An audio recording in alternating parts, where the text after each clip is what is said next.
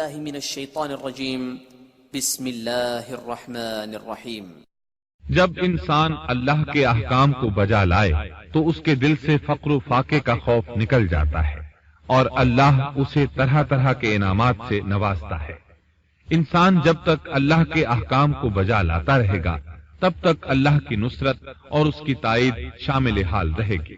چنانچہ جو ہی ہاجرہ علیہ السلام کو پتا چلا کہ انہیں تنہا چھوڑ جانا اللہ کے حکم کی بنا پر ہے تو فوراً یقین بھرے لہجے میں بولی، تب اللہ ہمیں ضائع نہیں کرے گا، یہ کہہ کر وہ اپنے شیر خوار بچے کی طرف پلٹ گئیں۔ خوراک اور پانی چند دن میں ختم ہو گئے، پانی کا ایک قطرہ پاس نہ رہا۔ اب پانی کی تلاش شروع کی، لیکن اپنے لیے تو درکنار، ماں کو بیٹے کے لیے بھی پانی نہ ملا نہ خوراک۔ اب بچہ لگا بھوک سے بلکنے، خوراک نہ ملنے کی وجہ سے ماں کا دودھ بھی خشک ہو گیا تھا۔ عورت کتنی بھی باحوصلہ ہو اپنے بچے کو بھوک سے بلکتے نہیں دیکھ سکتی۔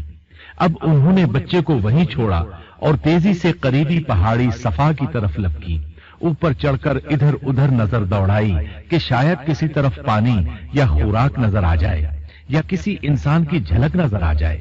جب کچھ نظر نہ آیا تو نشیب کی طرف چلی، ساتھ میں بچے کی طرف بھی دیکھتی جاتی تھی۔ نشیب میں پہنچی تو بچہ نظروں سے اوجھل ہو گیا، اس پر اور بے چین ہوئی اور بلندی کی طرف دوڑی۔ اس طرح مروہ پہاڑی پر چڑھ گئی، وہاں بھی چاروں طرف نگاہ دوڑائی لیکن کچھ نظر نہ آیا۔ خیال آیا کہ پھر کوشش کرنی چاہیے۔ اس خیال سے مروہ پہاڑی سے اتری اور صفا کی طرف چل دی۔ درمیان میں نشیب کی وجہ سے بچہ نظر نہ آیا تو دوڑنے لگی۔ اس طرح پھر صفا پر چڑھ گئی۔ اللہ اکبر! ایک تو عورت ذات کمزور، پھر بھوک پیاس سے نڈھال، اس پر کس قدر سعی اور کوشش میں مصروف، وہ بھی اپنے بچے کے لیے۔ بہرحال بار بار کوشش کے خیال سے انہوں نے صفا اور مروہ پہاڑیوں کے درمیان 7 چکر لگائے۔ یہی وجہ ہے مسلمان عازمین حج صفا و مروہ کے درمیان سعی کرتے ہیں تاکہ اس واقعے کی یاد تازہ ہو جائے۔ جب وہ آخری مرتبہ مروہ پر پہنچی تو انہوں نے ایک آواز سنی۔ یہ آواز اسماعیل علیہ السلام کے قریب سے آئی تھی۔ انہوں نے پوری توجہ سے آواز کو سننے کی کوشش کی اور جلدی سے اسماعیل کے قریب پہنچی۔ کیا دیکھتی ہیں؟ اسماعیل کے قدموں کے نیچے سے پانی پھوٹ رہا ہے، کیونکہ جبریل علیہ السلام کو اللہ نے اس صابرہ خاتون کی مدد کے لیے بھیجا تھا۔ انہوں نے زمزم والی جگہ پر اپنا پر مارا تو اسماعیل کے قدموں کے پاس سے ایک عظیم چشمہ رحمت نمودار ہوا۔ مستقبل کے پیغمبر کے قدموں کے نیچے سے اللہ نے جبریل فرشتے کے ذریعے زمین پھاڑ کر پانی نکال دیا۔ یہی آب زمزم کا آغاز تھا۔ ہاجرہ علیہ السلام پانی کو آنکھیں پھاڑ پھاڑ کر حیرت سے دیکھ رہی تھی۔ ان کی خوشی کی انتہا نہ رہی جب انہوں نے دیکھا پانی پھوٹ پھوٹ کر چاروں طرف بہ رہا ہے۔ زمین ہموار تھی، اس لیے انہوں نے زمین کو کھودنا شروع کر دیا تاکہ پانی ادھر ادھر نہ بہ جائے۔ پھر انہوں نے اس گڑھے کے چاروں طرف پتھر رکھ دیے اور زبان سے بولی، زم زم، اس کا مطلب ہے رک جا۔ نبی اکرم صلی اللہ علیہ وسلم کا فرمان ہے، اللہ اسماعیل کی والدہ پر رحم فرمائے، اگر وہ جلد بازی سے کام نہ لیتی تو زمزم ایک بہنے والا چشمہ ہوتا۔ لیکن انہوں نے اس کے گرد بند باندھ دیا۔ انہیں دراصل اس وقت پانی کی شدید ضرورت تھی، اس لیے انہوں نے پانی کو اپنے پاس جمع کر لیا تاکہ بہہ کر ضائع نہ ہو جائے۔ انہوں نے اسماعیل کو پانی پلایا، خود بھی خوب پیا، اور یہ اللہ تعالی کی طرف سے ان کی مہمان نوازی تھی۔ وہاں کوئی اور انسان نہیں تھا، نہ کھانے کی کوئی چیز تھی، بس یہی آب زمزم ان کے لیے کھانے اور پینے کا کام دے رہا تھا۔ اب چونکہ زمزم ایک چشمہ بن گیا تھا، اس لیے پرندے بھی آنے لگے۔ انہی دنوں عرب کے قبیلوں میں سے ایک قبیلہ بنو جرہم یمن کو خیر باد کہہ کر اس طرف آ رہا تھا۔ یمن میں ایک بہت بڑا ڈیم تھا۔ پہاڑوں کے درمیان انہوں نے پانی کو روک کر ایک بہت بڑا بند قائم کر رکھا تھا، اس سے پورا سال آسانی سے کھیتی باڑی کرتے تھے۔ اس ڈیم کی بدولت ان کا آب پاشی کا نظام بہت اچھا تھا۔ جب اس ڈیم کو اللہ تعالیٰ نے توڑا تو تمام لوگ وہاں سے منتشر ہو گئے اور جزیرہ عرب کے اطراف میں منتقل ہونے لگے۔ وہیں سے ہجرت کرنے والا ایک قبیلہ بنو جرہم تھا۔ یہ لوگ بنیادی طور پر عرب تھے۔ یہ قبیلہ سفر میں رہتا، جہاں کہیں پانی اور چراگاہ نظر آتے وہیں پڑاؤ ڈال دیتے، جب وہاں خوراک ختم ہو جاتی تو آگے سفر شروع کر دیتے۔ چونکہ وہ بہت بڑے تاجر تھے، اس بنا پر ان راستوں سے خوب واقف تھے، انہیں چشموں کا خوب علم تھا۔ ملک شام کی طرف بھی ان کی آمد و رفت تھی۔ یہ قبیلہ بنو جرہم مکہ کے قریب پہنچا تو فضا میں پرندوں کو منڈلاتے پایا۔ کہنے لگے ان پرندوں کی موجودگی میں ضرور کوئی راز ہے۔ اب انہوں نے اپنے کچھ آدمی اس طرف بھیجے۔ یہ لوگ جلد ہی چشمے تک پہنچ گئے۔ انہوں نے وہاں ایک عورت اور اس کے بچے کو پایا۔ پھر وہ لوگ ان کے پاس آئے، وہاں پڑاؤ ڈالنے کی اجازت مانگی۔ سیدہ ہاجرہ نے فرمایا، ٹھیک ہے، لیکن شرط یہ ہے کہ تمہیں اجرت ادا کرنا ہوگی۔ ان کے لیے یہ سستا سودا تھا۔ ان کے پورے قبیلے کو سامان زندگی مل رہا تھا، جبکہ صرف ایک عورت اور اس کے بیٹے کی ذمہ داری ان پر عائد ہو رہی تھی۔ انہوں نے فوراً حامی بھر لی اور وہاں رہائش اختیار کر لی۔ اس طرح یہ لوگ سیدہ ہاجرہ علیہ السلام کی معیشت کا ذریعہ بن گئے، اور اس طرح سیدنا اسماعیل علیہ السلام بنو جرہم میں پرورش پاتے رہے۔ انہوں نے ان لوگوں سے عربی سیکھ لی اور ان سے بھی زیادہ عربی دان بن گئے۔ فصاحت اور بلاغت سے عربی میں بات چیت کرنے لگے۔ پھر ان کی اس قبیلے میں شادی ہو گئی۔ ان کی اولاد سے عرب قوم کا آغاز ہوا۔ انہی میں سے سرور کائنات محمد صلی اللہ علیہ وسلم کی ولادت باسعادت ہوئی۔ بنو جرہم کی آمد اور آبادی ابراہیم علیہ السلام کی دعا کا نتیجہ تھی۔ جب انہوں نے اپنی بیوی اور بچے یعنی دو کمزور انسانوں کو اس ویران جگہ چھوڑا تھا تو یہ دعا مانگی تھی، اے ہمارے پروردگار، میں نے اپنی کچھ اولاد اس بے آباد جنگل میں تیرے حرمت والے گھر کے پاس بسائی ہے۔ یہاں یہ سوال پیدا ہوتا ہے کہ کیا اس وقت بیت اللہ کی تعمیر ہو چکی تھی؟ درست بات یہ ہے کہ اس وقت خانہ کعبہ کی تعمیر نہیں ہوئی تھی۔ پھر سوال پیدا ہوتا ہے کہ کیا ابراہیم علیہ السلام کے زمانے سے پہلے اس کی تعمیر ہو چکی تھی یا صرف جگہ ہی معروف تھی؟ اس بارے میں دو طرح کی روایات ہیں۔ بعض میں آتا ہے کہ صرف اس کی جگہ معروف تھی، اور بعض میں ہے کہ ابراہیم علیہ السلام سے پہلے شیس علیہ السلام نے اس کو تعمیر کیا تھا، اور وہ گردش ایام کے ساتھ ساتھ منہدم ہو کر ختم ہو گیا۔ لیکن بہرحال اس کی جگہ معلوم تھی، اور وہی پہلا گھر تھا، جیسا کہ اللہ نے خبر دی ہے۔ اللہ تعالیٰ نے پہلا گھر جو لوگوں کے لیے مقرر کیا تھا وہی ہے جو مکہ میں ہے، اور وہ پوری دنیا کے لیے برکت اور ہدایت والا ہے۔ ابراہیم علیہ السلام نے اللہ تعالیٰ سے یہ دعا مانگی تھی، اے ہمارے پروردگار، میں نے اپنی کچھ اولاد اس بے کھیتی کے جنگل میں تیرے حرمت والے گھر کے پاس بسائی ہے۔ اے ہمارے پروردگار، یہ اس لیے کہ وہ نماز قائم کریں، پس تو کچھ لوگوں کے دلوں کو ان کی طرف مائل کر دے اور انہیں پھلوں کی روزیاں عطا فرما تاکہ یہ شکر گزاری کریں۔ دن گزرتے رہے اور اسماعیل علیہ السلام بنو جرہم کے ماحول میں عمر کی منزلیں طے کرتے رہے، اور وہ ہوش سنبھالنے کے قریب ہو گئے۔ ابراہیم علیہ السلام ہر سال ایک دو بار اپنے گھرانے کی دیکھ بھال کے لیے چکر لگاتے تھے۔ جب اسماعیل علیہ السلام نے ہوش سنبھالا تو ایک بار پھر ایک عظیم آزمائش کا وقت آ گیا۔ ہوا یوں کہ ایک مرتبہ ابراہیم علیہ السلام مکہ تشریف لائے۔ ایک جگہ آرام کے لیے بیٹھے کہ نیند کی وادی میں پہنچ گئے۔ نیند میں انہوں نے خواب دیکھا کہ اپنے لخت جگر کو اپنے ہاتھ سے ذبح کر رہے ہیں۔ ساتھ ہی آنکھ کھل گئی۔ ابراہیم علیہ السلام جانتے تھے کہ انبیاء کرام کے خواب حقیقت ہوتے ہیں، اللہ کی طرف سے وحی ہوتے ہیں، اور شیطان کسی صورت ان کے خواب میں نہیں آ سکتا۔ لہذا انہوں نے اس خواب کے مطابق عمل کرنے کا پختہ ارادہ کر لیا، کسی قسم کی پریشانی کا شکار نہ ہوئے۔ اللہ رب العزت نے اس عظیم اور تعجب خیز واقعے کا قرآن مجید میں ذکر کرتے ہوئے فرمایا، اور ابراہیم نے کہا، میں تو ہجرت کر کے اپنے پروردگار کی طرف جانے والا ہوں، وہ ضرور میری رہنمائی کرے گا۔ اے میرے رب، مجھے نیک بخت اولاد عطا فرما۔ تو ہم نے ایک بردبار بچے کی بشارت دی۔ پھر جب بچہ اتنی عمر کو پہنچا کہ اس کے ساتھ چلنے پھرنے لگا تو ابراہیم نے کہا، میرے پیارے بیٹے، میں نے خواب دیکھا ہے کہ میں تجھے ذبح کر رہا ہوں، اب تو بتا تیری کیا رائے ہے؟ یہاں سوال پیدا ہوتا ہے کہ ابراہیم علیہ السلام نے اسماعیل علیہ السلام سے مشورہ کیوں لیا؟ وہ چاہتے تو اسماعیل کو سوتے میں ذبح کر دیتے، اس طرح اللہ کا حکم بجا لاتے۔ وہ بیٹے کے پاس کیوں گئے اور ان سے مشورہ کیوں لیا؟ جی ہاں، یہ مسئلہ یاد رکھنے کے قابل ہے کہ ہر مسلمان پر لازم ہے کہ وہ اپنے دوسرے مسلمان بھائی کو اجر و ثواب میں شامل کرنے کی کوشش کرے۔ ابراہیم علیہ السلام نے بیٹے کو ثواب میں شامل کرنے کے لیے انہیں اللہ کے حکم سے آگاہ کیا۔ یہ نہ چاہا کہ میں اکیلا ہی اجر لیتا رہوں، بلکہ دوسرے کی خیر خواہی کو پیش نظر رکھا۔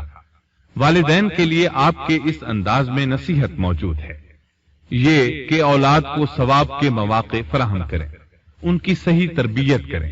اگر صدقہ کرنے کا موقع ملے تو بچوں کے ذریعے صدقہ کرائیں، تاکہ انہیں بھی اللہ کے راستے میں خرچ کرنے کی عادت پڑے۔ جب کسی دینی مجلس میں بیٹھنے کا موقع ملے تو اپنی اولاد کو بھی ساتھ لے کر جائیں۔ بے شمار لوگ خود تو جاتے ہیں، اولاد کو جانے کے لیے کہتے بھی نہیں، خود دین سیکھتے ہیں، اولاد کو دین نہیں سکھاتے۔ ابراہیم علیہ السلام نے اسماعیل علیہ السلام سے رائے لی۔ سبحان اللہ، انہوں نے جواب میں فرمایا، اے ابا جان، آپ کو جو حکم ملا ہے کر گزریے۔ یہ نہیں کہا کہ مجھے تو حکم نہیں ہوا، بلکہ فوراً سر تسلیم خم کر دیا، اس لیے کہ وہ جانتے تھے انبیاء کا خواب حقیقت پر مبنی ہوتا ہے، اللہ کی وحی ہوتا ہے، اس لیے بالکل پریشانی ظاہر نہ کی۔ یہ تک نہ پوچھا مجھے کیوں ذبح کر رہے ہیں، یا میرا کیا جرم ہے، یا آپ کے پاس کون سا صریح حکم آیا ہے۔ انہوں نے ایسی کوئی بات نہ کہی۔ اللہ کی فرما برداری اسی کو کہتے ہیں۔ چنانچہ اپنے باپ سے کہا، اے ابا جان، آپ کو جو حکم ہوا ہے اس کو کر گزریے، انشاءاللہ آپ مجھے صبر کرنے والوں میں پائیں گے۔ علماء کرام فرماتے ہیں اس جملے سے ان کا انتہائی ادب اور احترام شامل ہے، اور اس میں زبردست توکل موجود ہے۔ یہ نہیں کہا کہ آپ مجھے صبر کرنے والوں میں سے پائیں گے، بلکہ آپ نے اللہ کی مشیت کو جملے میں شامل کیا اور فرمایا، انشاءاللہ آپ مجھے صبر کرنے والوں میں سے پائیں گے۔ لہذا مسلمانوں کو دھوکے میں نہیں پڑنا چاہیے۔ یہ نہ کہے میں سفر کروں گا، میں فلاں کام کروں گا، میں فلاں کام کے کرنے کی طاقت رکھتا ہوں، بلکہ یوں کہے اللہ نے چاہا تو میں سفر کروں گا، اللہ نے چاہا تو فلاں کام کروں گا۔ اپنے علم اور طاقت کے دھوکے میں پڑنا سراسر نادانی ہے۔ ہر چیز کا تعلق اللہ سے قائم کرے، جیسا کہ اللہ تعالیٰ فرماتے ہیں، اور ہرگز ہرگز کسی کام پر یوں نہ کہنا کہ میں اسے کل کروں گا، مگر ساتھ ہی انشاءاللہ کہہ لینا۔ اپنی زبان کو اللہ کے ذکر سے سجا کر رکھو اور ہمیشہ اپنے معاملات کو اللہ کی طرف لوٹاؤ۔ بہرحال باپ بیٹا دونوں ہی مصمم ارادے کے ساتھ اللہ کا حکم پورا کرنے کے لیے پیش ہو گئے۔ اسماعیل علیہ السلام نے اپنے والد محترم سیدنا ابراہیم علیہ السلام سے کہا، جب آپ مجھے ذبح کرنے لگیں تو میری پیشانی کو زمین پر رکھ دیجیے گا، تاکہ آپ کو میرا چہرہ نظر نہ آئے اور کہیں آپ کے ہاتھ رک نہ جائیں، چہرہ دیکھ کر آپ پر شفقت پدری غالب نہ آ جائے۔ اب ابراہیم علیہ السلام نے بیٹے کی پیشانی پکڑ کر زمین پر لٹا دیا، جیسا کہ اللہ تعالیٰ نے فرمایا۔ جب دونوں مطیع ہو گئے اور ابراہیم نے اسے پیشانی کے بل لٹا دیا، اب انہوں نے چھری پکڑی اور گردن پر چلا دی، لیکن چھری نے گردن نہ کاٹی، بالکل اسی طرح جیسے آگ نے ابراہیم کو نہیں جلایا تھا، اس لیے کہ چھری میں کاٹنے کی طاقت اور آگ میں جلانے کی صلاحیت اللہ کے حکم کے بغیر نہیں آ سکتی۔ اللہ نے دونوں سے یہ طاقتیں سلب کر لی۔ اب ابراہیم زور لگا رہے ہیں، ادھر اسماعیل علیہ السلام کہہ رہے ہیں، ابا جان جلدی کیجیے، چھری چلائیے۔ اللہ تعالیٰ نے اس واقعے کا ذکر یوں فرمایا ہے، جب وہ دونوں مطیع ہو گئے اور ابراہیم نے اسے پیشانی کے بل لٹا دیا۔ اس مطیع ہونے سے مراد اللہ کے حکم کو نافذ کرنا ہے۔ اب ظاہر ہے مطیع تو وہ پہلے بھی تھے، لیکن یہاں اسلما یعنی مطیع ہونے سے مراد کامل اسلام ہے، نہایت واضح اور حقیقی اسلام مراد ہے، اس لیے کہ کامل اسلام وہی ہوتا ہے جس میں بغیر کسی تردد اور توقف کے اللہ کے امر اور نہی کی تصدیق کی جائے، یہ تھا حقیقی اسلام۔ ہاں تو چھری چلتی رہی، گلا نہ کٹا، اس لیے کہ امتحان اور آزمائش کی تکمیل ہو چکی تھی۔ یہ بات ثابت ہو چکی تھی کہ اللہ کا حکم نافذ کرنے میں دونوں پوری طرح کوشاں ہیں۔ اللہ تعالیٰ بھی فرما برداری ہی کا صلہ عطا فرماتے ہیں، چنانچہ آواز آئی، ہم نے اسے پکارا، اے ابراہیم تو نے خواب کو سچ کر دکھایا، یقیناً ہم اسی طرح نیکوکاروں کو جزا دیا کرتے ہیں۔ یقیناً یہ ایک کھلی آزمائش تھی جس کی وجہ سے 86 سال کے بعد آنگن میں بہار آئی ہو۔ پھر اس کی قربانی کا بھی واضح حکم نہیں دیا گیا تھا، اشارتاً خواب میں رہنمائی کی گئی تھی۔ آپ کہہ سکتے تھے یہ قتل اور سنگین جرم ہے، کہہ سکتے تھے اپنے بیٹے کو کس جرم میں قتل کرو، لیکن آپ نے بغیر کسی تعامل کے سر تسلیم خم کر دیا اور اس عظیم امتحان میں کامیاب ہوئے۔ اللہ فرماتے ہیں، اور ابراہیم وہ ہیں جنہوں نے وفاداری کی۔ اس آیت میں یہ نہیں بتایا گیا کہ کس چیز میں وفاداری کی، اس لیے کہ وہ تو ہر معاملے میں مکمل طور پر وفاداری کا مظاہرہ کر چکے تھے۔ آگ میں ڈالے جانے والا معاملہ، بیوی اور بچے کو لق و دق میدان میں چھوڑ آنے کا معاملہ، پھر ذبح کا امتحان، تعمیر بیت اللہ کی مشقت، غرض ہر معاملے میں وفادار تھے، حتیٰ کہ اپنا مال اللہ کے راستے میں خرچ کرنے میں اس قدر وفادار کہ ابو زیفان کے لقب سے مشہور ہو گئے۔ اس کا معنی ہے مہمان نواز۔ کسی مہمان کو دسترخوان پر اپنے ساتھ بٹھائے بغیر ایک لقمہ نہیں کھاتے تھے، باہر نکلتے مہمان تلاش کرتے، پھر اس کے ساتھ مل کر کھانا کھاتے، مہمان نہ ملتا تو سخت غمگین ہو جاتے۔ اس طرح انہوں نے اللہ کے ہر حکم کی پاسداری کی۔ ذبح والے اس امتحان کا اللہ نے انہیں کیا صلہ دیا؟ اللہ فرماتے ہیں، ہم نے اسے عظیم ذبیحے کا بدلہ عطا کیا۔ ہاں تو ہم بتا رہے تھے، چھری نے گلا نہ کاٹا۔ ایسے میں ابراہیم علیہ السلام نے ایک آواز سنی، آواز پیچھے سے آئی تھی۔ انہوں نے مڑ کر دیکھا، جبریل علیہ السلام نظر آئے۔ وہ آسمان سے ایک مینڈھا لے کر آئے تھے، دنیا کے مینڈھوں میں سے نہیں بلکہ جنت کا مینڈھا لائے تھے۔ سیدنا عبداللہ بن عباس رضی اللہ عنہما سے روایت ہے کہ وہ مینڈھا جنت میں 40 سال تک چرتا رہا۔ سفید رنگ، کشادہ آنکھوں، خوبصورت سینگوں والا حسین و جمیل مینڈھا تھا۔ بہرحال یہ ابراہیم علیہ السلام کی وفاداری کا بدلہ تھا جو اسماعیل علیہ السلام کے فدیے میں دیا گیا، اور پوری امت مسلمہ کے لیے حکم ہو گیا کہ اللہ کی رضا کے لیے قربانی اور ہدی پیش کرتے رہیں۔ کعبے کے پاس حرم الہی میں ہر سال یہ سنت ادا کی جاتی ہے، اور ان کے ساتھ ساتھ پوری زمین کے تمام خطوں پر بسنے والے مسلمان بھی اس عظیم فرمانبرداری کی علامت کے طور پر قربانیاں پیش کرتے ہیں۔ مینڈھے کے ذکر کا مطلب یہ ہے کہ ہم سنت ابراہیمی پر گامزن ہو جائیں۔ یہ مینڈھا ہمیں اللہ کے لیے قربانی کا سبق دیتا ہے۔ ہمیں چاہیے سنت ابراہیمی کی اقتدا کرتے ہوئے ہم اپنی جانوں، اپنی اولاد اور اپنے مالوں کو اللہ کی راہ میں قربان کرنے کے لیے تیار ہو جائیں۔ اللہ تعالیٰ فرماتے ہیں، اور ہم نے اسے عظیم ذبیحہ عطا کیا، اور ہم نے اس کا پچھلوں میں ذکر خیر چھوڑا، سلامتی ہو ابراہیم پر۔ اسی طرح ہی ہم نیکوکاروں کو جزا دیتے ہیں، یقیناً وہ ہمارے مخلص بندوں میں سے تھا۔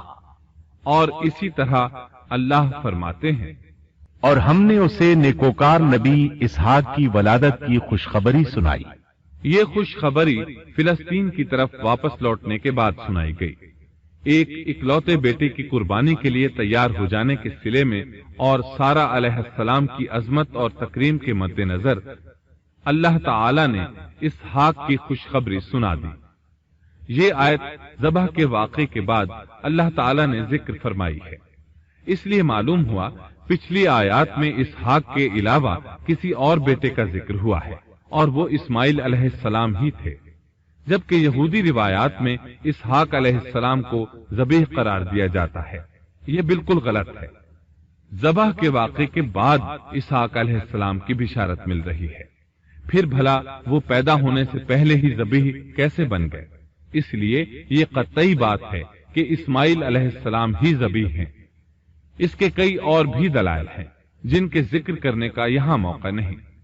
بہرحال اس عظیم آزمائش میں بے مثال کامیابی کے بعد ابراہیم علیہ السلام فلسطین آئے اور 120 سال کی عمر میں اسحاق علیہ السلام کی بشارت ملی، جبکہ سارہ علیہ السلام کی عمر 90 سال تھی۔ ان پر بڑھاپا طاری ہو چکا تھا۔ ایسے میں 3 فرشتے آئے۔ وہ تو قوم لوط کی تباہی کے لیے آئے تھے۔ راستے میں اللہ کے حکم سے ابراہیم علیہ السلام اور ان کی اہلیہ سارہ کو خوشخبری سنائی، اور اس غرض کے لیے وہ انسانی شکل میں آئے تھے۔ ابراہیم علیہ السلام تو پہلے ہی بہت مہمان نواز تھے۔ انہیں دیکھ کر بہت خوش ہوئے کہ مہمان آ گئے۔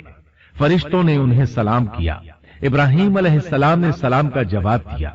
وہ حیرت زدہ تھے کہ یہ لوگ ان کی بستی کے رہنے والے تو ہیں نہیں، لیکن ان پر سفر کے نشانات بھی نہیں ہیں، جیسا کہ دور سے چل کر آنے والوں میں ہوتے ہیں۔ نہ ان کے پاس سواریاں ہیں۔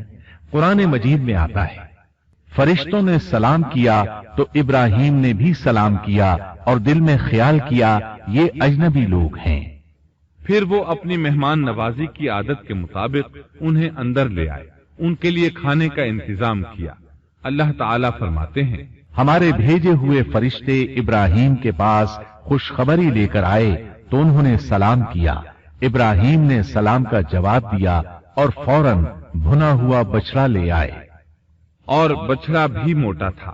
ان کے سامنے کھانا پیش کیا، لیکن وہ بھلا کب کھانے کی طرف ہاتھ بڑھانے والے تھے؟ یہ دیکھ کر ابراہیم علیہ السلام نے خوف محسوس کیا کہ کہیں یہ دشمن نہ ہو۔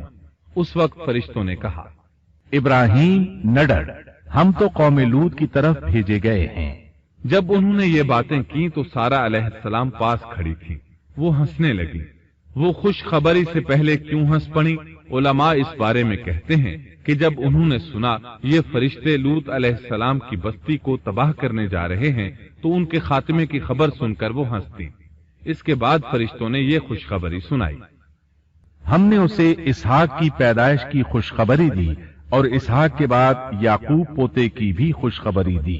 بہت جلد ہی ہم اسحاق سے تیری ویران گود کو آباد کریں گے، اور تو اپنی زندگی میں اس کے بیٹے یعقوب کو بھی دیکھ لے گی۔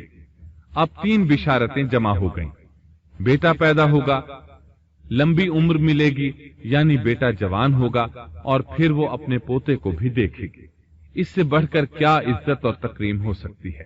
اس لیے جب نبی کریم صلی اللہ علیہ وسلم سے پوچھا گیا کریم یعنی عزت والا کون ہے، تو آپ نے فرمایا کریم بن کریم بن کریم بن کریم، یعنی یوسف بن یعقوب بن اسحاق بن ابراہیم علیہ السلام۔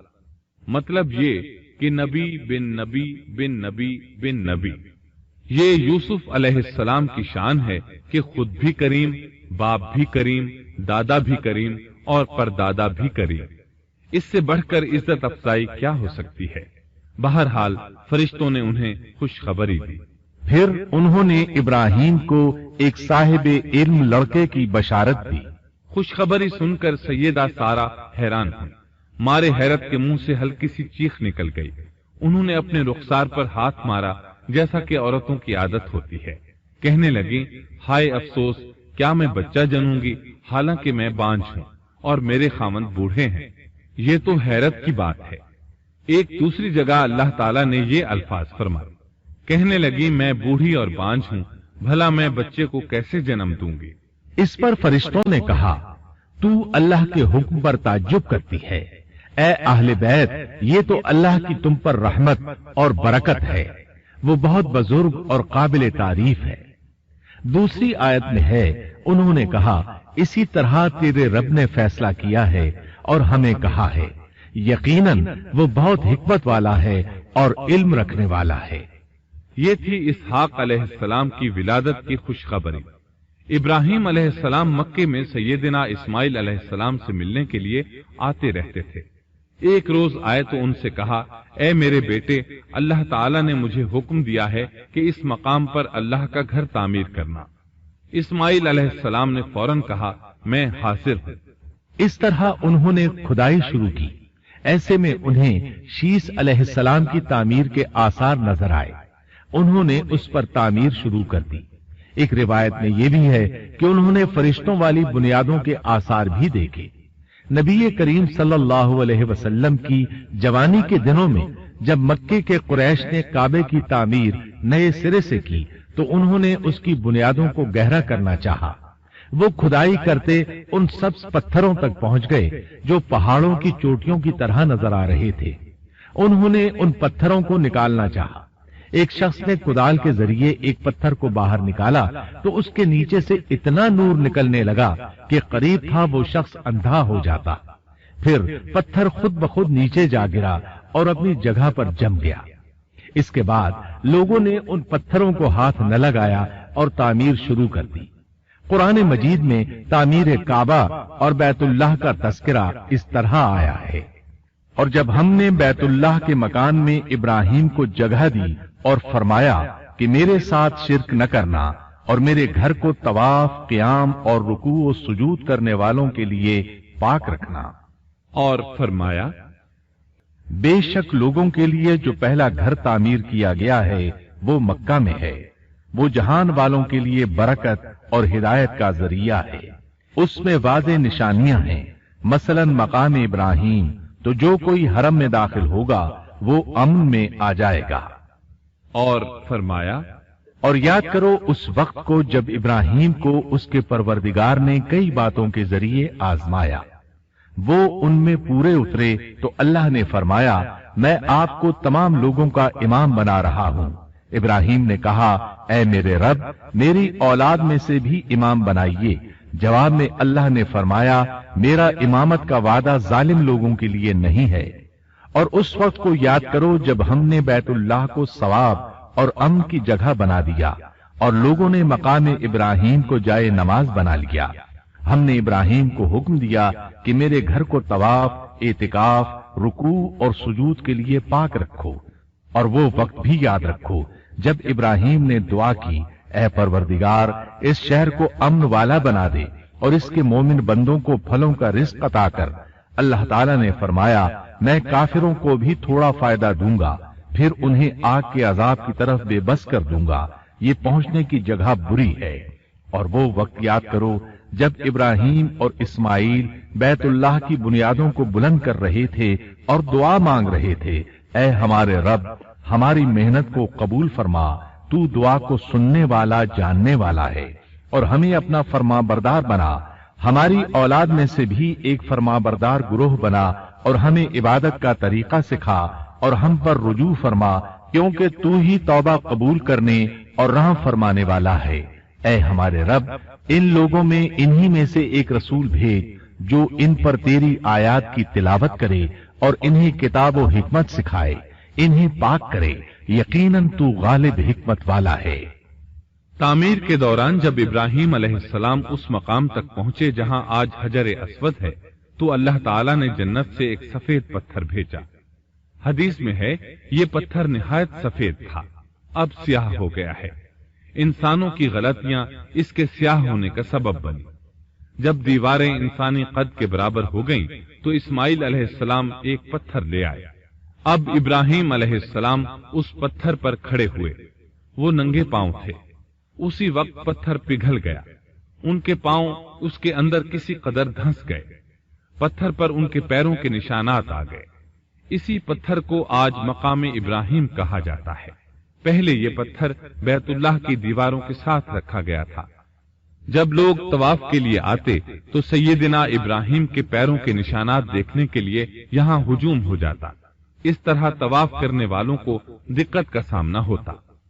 سیدنا عمر رضی اللہ عنہ نے صحابہ کرام کے مشورے سے اس پتھر کو اس جگہ سے قدرے ہٹا کر نماز کی صفوں کے قریب کر دیا تاکہ طواف کرنے والوں کو دقت نہ ہو۔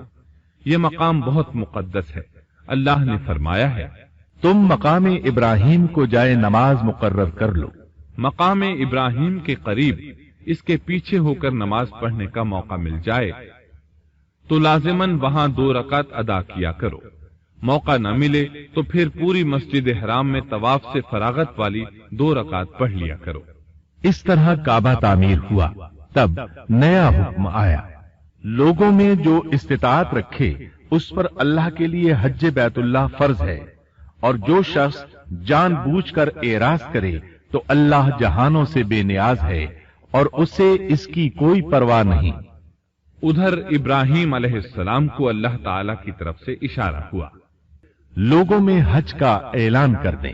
ابراہیم علیہ السلام کہنے لگے، اللہ میری آواز بھلا کس کس تک پہنچے گی؟